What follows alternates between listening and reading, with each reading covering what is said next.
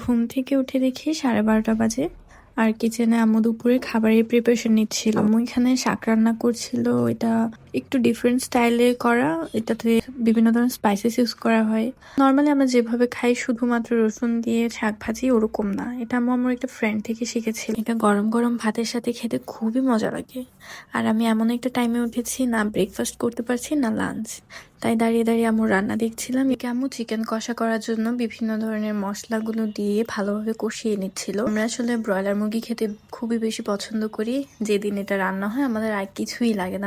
এখন আমি ওখানে একটু সাহায্য করছিলাম আম্মুকে, একটু নেড়ে চেড়ে দিয়ে, যে মশলাটা কষানো হয়ে গেলে মাংসটা দিয়ে ভালোভাবে নেড়ে চেড়ে এটাকে সেদ্ধ হতে দিতে হবে। আর শীতকালে সব তরকারিতে ধনেপাতা ইজ ম্যান্ডেটরি, তাই লাস্টলি আম্মু ধনেপাতা দিয়ে এই তরকারিটা নামিয়ে ফেললো। যেহেতু এটা আমার লাঞ্চ প্লাস ব্রেকফাস্ট একসাথে, আমার খুব খিদে লেগেছিল আর আমি বসে পড়েছি গরম গরম ভাতের সাথে খেতে। আর এই শাকটা কাঁচামরিচ কচলে কচলে এত যে মজা, এই যে আমি গরম গরম ভাতের সাথে খাচ্ছিলাম। আর এদিকে আম্মুর চিকেন কষাটা তো সবসময় best. Thank you for watching this video. By.